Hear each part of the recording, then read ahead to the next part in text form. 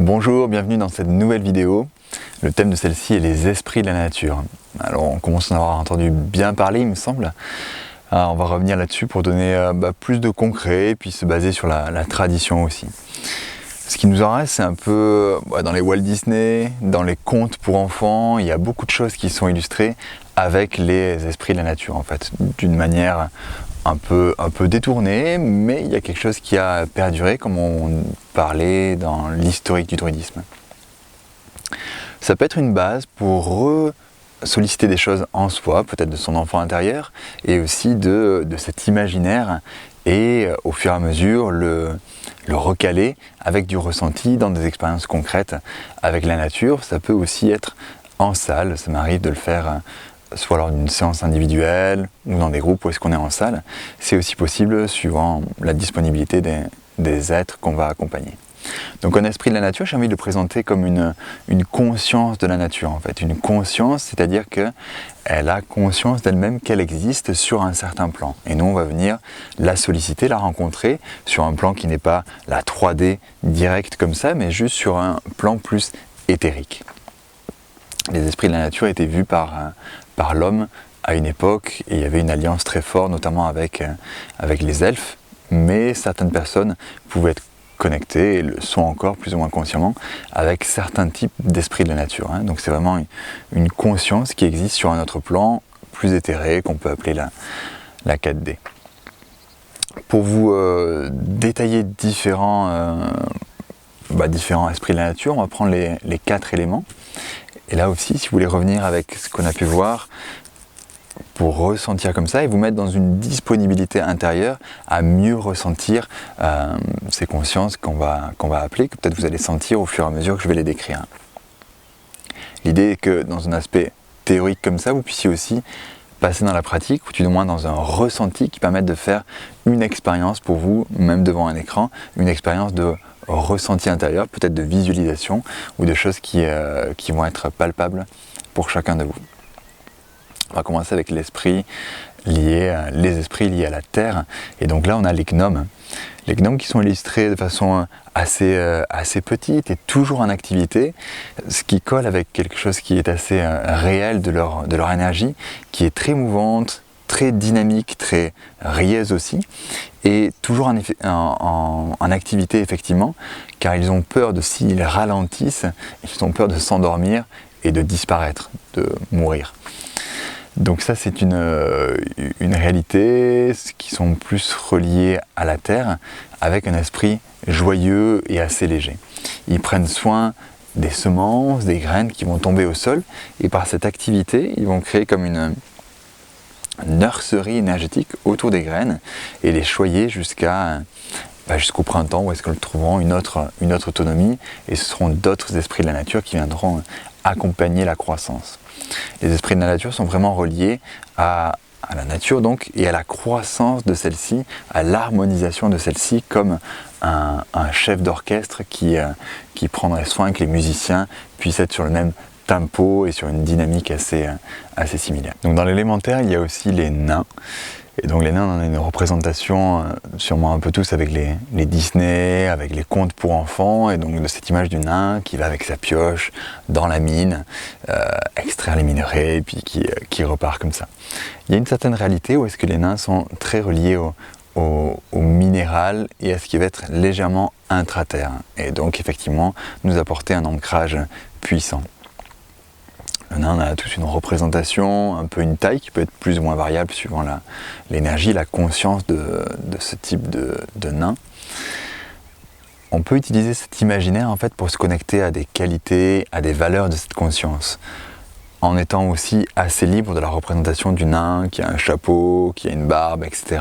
Donc on peut activer ça en nous pour aller dans une représentation plus épurée et plus interne. C'est important pour chacun des esprits de la nature qu'on va parler. La tradition l'a noté comme ça pour nous en montrer des qualités. Donc le nain qui est assez petit, qui a une pioche, qui va dans les mines, tout ça c'est pour en goûter des qualités qui lui sont intrinsèques et qu'on va pouvoir rentrer en relation. Ces esprits de la nature aussi, si je refais le lien avec le chamanisme, sont dans le monde du milieu en fait. Ce ne sont pas des esprits transcendantaux, c'est-à-dire qu'ils ont un ego, une personnalité, et donc peuvent aussi être avec un caractère plus ou moins fort. Et notamment les nains peuvent avoir un caractère où est-ce que vous pouvez être comme expulsé d'un lieu. On verra aussi avec les autres, il y a cette possibilité-là. En tout cas, il y a une structure, une structuration d'ego qui fait qu'il y a un caractère où est-ce que vous pouvez être fort accueilli comme fort repoussé.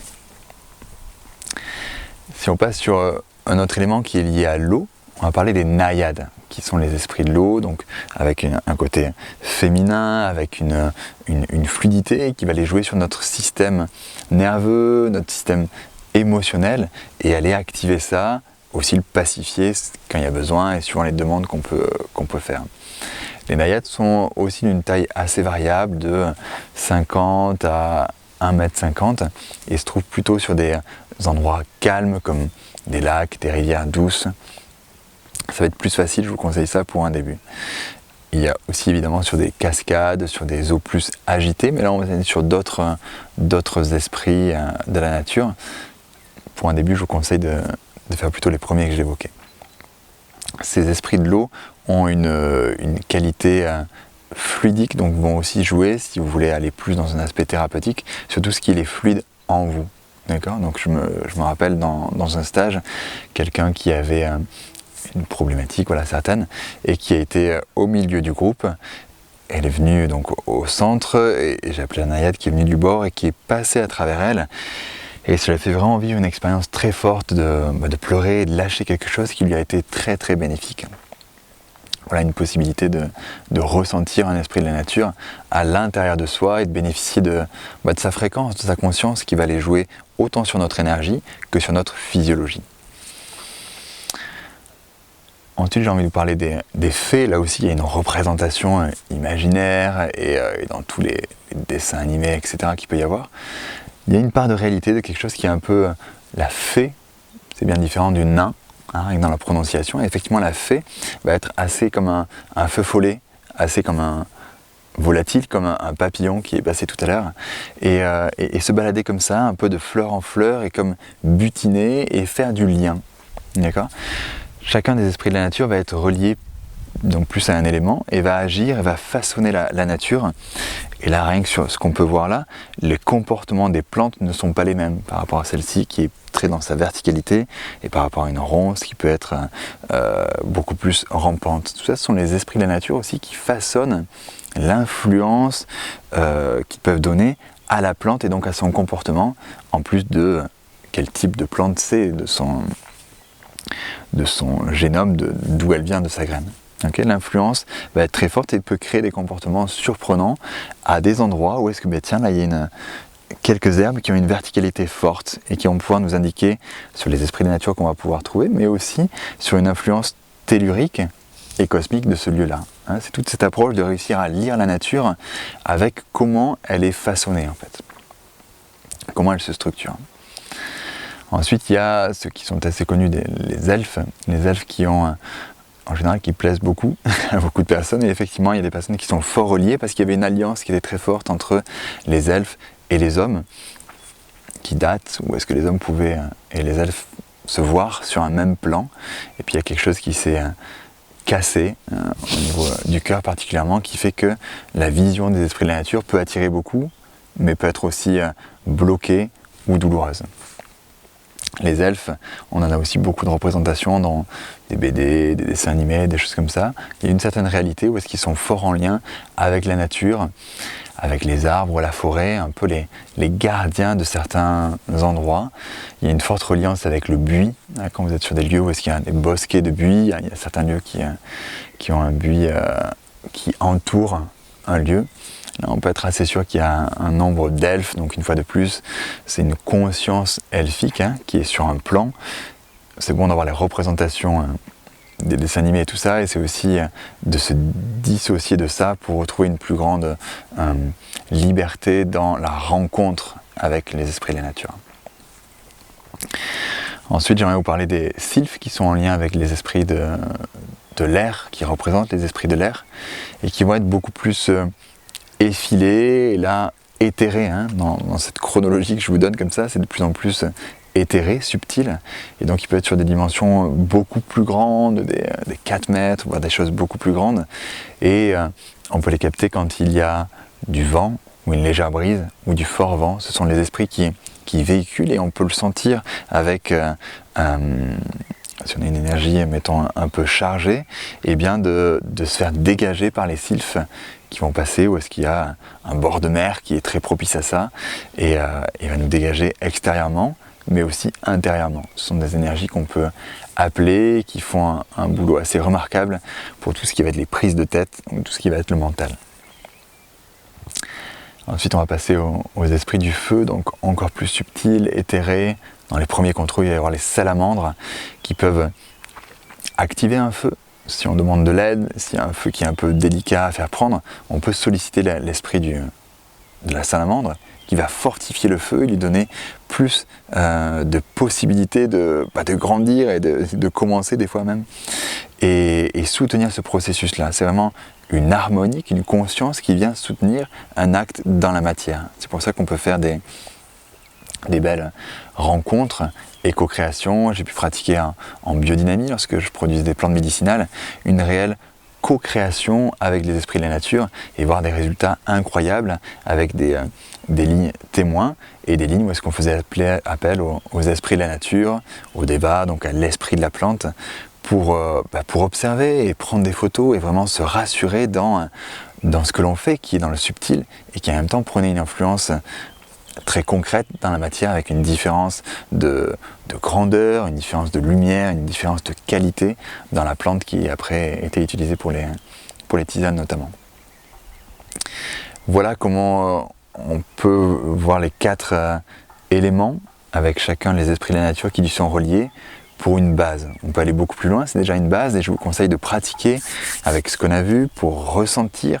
Soit si vous êtes dans la nature, vous avez déjà une petite catégorisation de ça, soit que si vous êtes dans un appartement, c'est aussi possible, comme je vous le disais, de bien demander s'il le souhaite, ne jamais imposer en fait. De toute façon, si vous imposez, il y a peu de chances que vous rentriez en contact, et si vous rentrez en contact, c'est possible que vous preniez quelque chose de très désagréable, parce qu'il y a un historique entre l'humain et les esprits de la nature, où est-ce que ça demande beaucoup d'humilité et d'ouverture du cœur. Donc là aussi, il peut y avoir un conseil de peut-être vous faire une méditation avant, bien vous centrer, respirer peut-être une huile essentielle qui va vous apaiser, telle la lavande, pour parler d'une classique. La respirer bien 3 fois, et bien expirer, pour ensuite rentrer en relation de façon beaucoup plus facile et prégnante avec l'expérience qui va être proposée à l'extérieur et à l'intérieur. Si vous êtes à l'intérieur, vous pouvez vous utiliser pour un début les images ou une BD ou une photo que vous avez sur un écran peut-être, d'un des esprits de la nature que vous souhaitez contacter. Ça peut vous faire le fil de démarrage pour ensuite passer dans une expérience plus directe avec cet esprit de la nature. Donc voilà, je viens de vous présenter quelques-uns. Dans les premiers, on est sur les fondamentaux des esprits de la nature.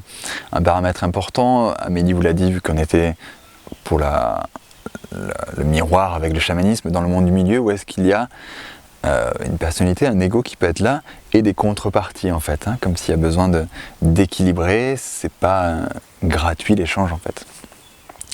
Donc je pourrais vous conseiller de, quand vous rentrez en contact, d'être sur cette disponibilité que je vous disais de cœur, et lorsque vous avez fini l'échange, ou si vous voulez le faire dès le début, d'être dans un remerciement et ça peut donner des offrandes, du miel, des gâteaux, de ce que vous avez, ce qui vous parle en fait. Il y a l'offrande en tant que telle qui a une énergie, il y a aussi dans quelle intention vous offrez en fait. Et ça va être riche d'énergie, d'émotions qui vont être reçues en fait.